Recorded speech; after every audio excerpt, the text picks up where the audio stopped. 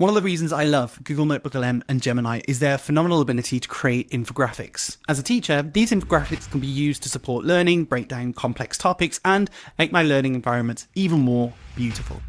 In this video, I'm going to showcase how you can create infographics using NotebookLM and Gemini, some of the different strategies to support that. I've also created a PDF guide that you'll find up there and in the description that gives you a breakdown of different styles, different formats, and different prompts that you can use to create your own infographics too. Hopefully you enjoyed that too, and you can check that one out.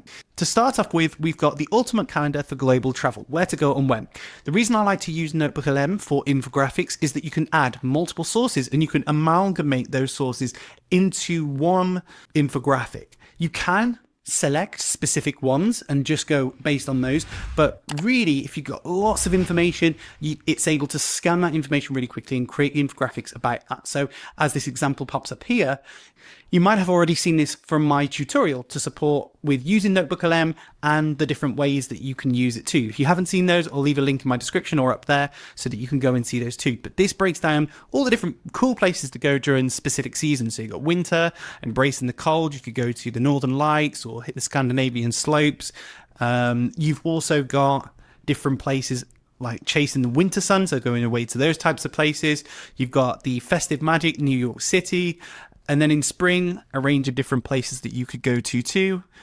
Japan's cherry blossom art, I can vouch for the fact that that is amazing. So of the different things that I've created, this was probably my favorite example, is amalgamating information together to make it look more picturesque. To create something like that, I simply tapped on infographics, but to customize it further, I've tapped on that custom button just there, and I'm going to show you that one too. Here's a couple more examples. So again, this one I've created lots of different things. Here, loads and loads of information about the gods of Mount Olympus, and I'm going to need to zoom in for certain sections. So the elder gods. Here we've got Athens, and that information is there. Apollo. All the different gods are there, and it's great for breaking that down. You can imagine this on a learning display would be absolutely fantastic. From there, this was a different example. I'm not sure if I've showcased this one before. This is dispelling myths about UAE teaching, and yeah, it did a really good job of just simplifying it. It was just one document, and it was quite a short document. It's what I sometimes give for free for teachers who are interested in teaching in the UAE, so just created a quick picture to support with that. I can create something that's a little bit more custom too. So for example, if I wanted to, I could come back into the infographics, I could choose portrait if I wanted to just hand out a one-pager, and then this time I want it to be modern and clean, only focus on the myths. So this is a different example. It's not quite done what I've asked it to do.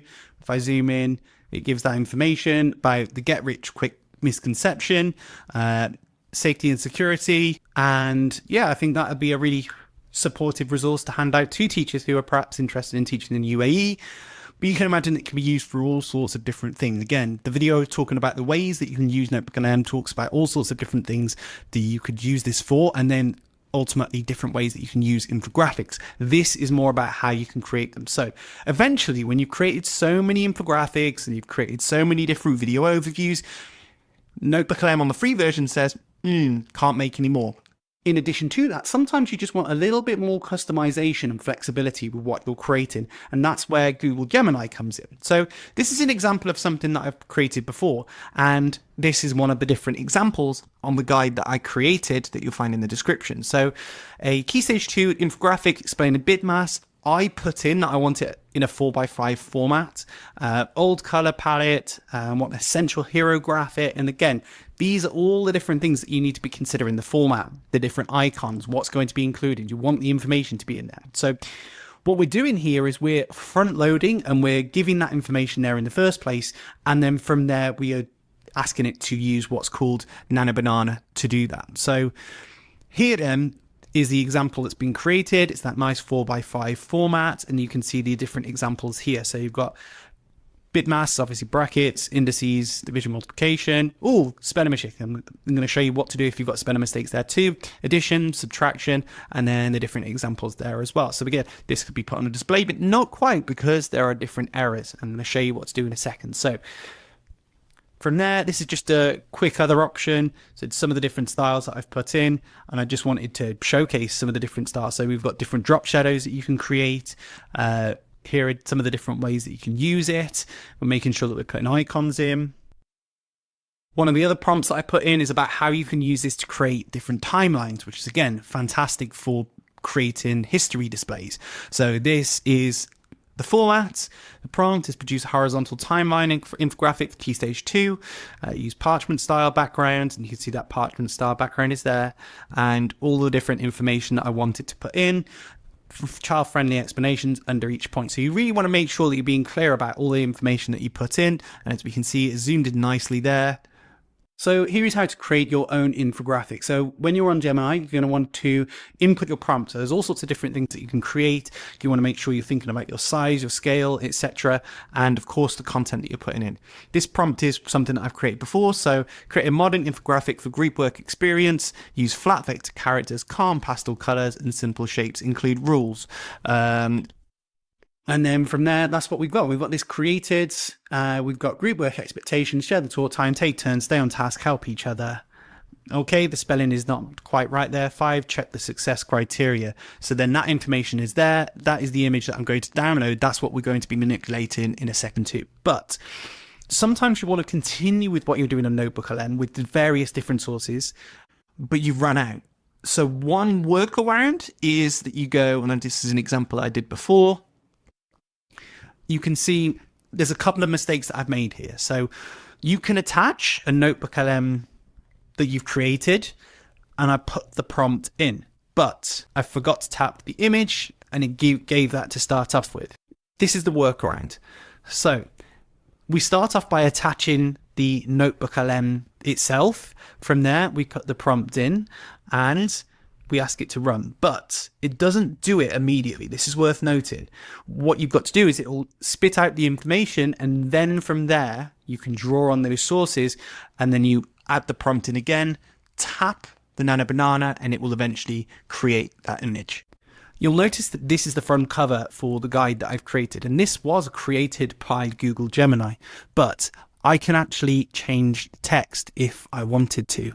I don't want to. Well, to do that, I'm going to show you exactly the steps that you need to take. Drag on from there, and we noticed that it was quite a big outside. Now straight away by cropping, I'm taking away the watermark. Let me drag that and make it a bit bigger. So we can see our watermark is just here in the corner. Some people, when they remove it, they will press edit and they'll press magic erase, and then from there they'll come to that in the corner and they'll simply press erase. Now, am I advocating for you to do this? No, but I want you to be aware that that's something you can do, so that if you see people input AI images, sometimes the watermark and looking for that watermark isn't necessarily a verification of if it's AI or not, because people can just simply remove it. It's important for you to know that, and it's also important for you to share that with your children as well, because it's a great topic of conversation too. In other cases, like this one then, we can just simply crop that watermark out if it was still there.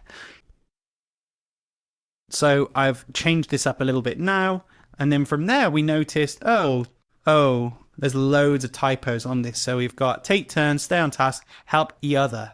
And that's not quite right, but this is a great poster for us to start to go, okay, we're going to use the Magic Studio from Canva, we're going to grab the text, and then from there it's going to scan all the different text things. I want to tap on just this one. I can't do all text, and what it's going to do is it's going to scan and match to what font this is. From there you can see it's made that specifically a little bit smaller, and it's checked, it's similar to now bold. So then from there I can simply go each other, and then from there scale it up and drag it in. So that's looking about right, and then I can do that with the other elements too. I can select all the text now. There are some times where you look at it and you go, well, I'm not quite sure on the spacing. For example, this here, I don't like the spacing of this icon. So what I'm going to do, I'm going to go back to the image, I'm going to press edit, and again I'm going to simply go to magic grab. This time it's going to give me the ability to tap on specific icons. So this, for example, I want to grab it. All it's doing is accusing AI to specifically pick out those different elements and then generative fill behind it. And then I'm just simply going to drag it. Oh, but then again, we spot here, I've been able to drag that over. And it's just a simple case of, okay, once I've done that, I'm going to go to edit again. Magic eraser, make it smaller.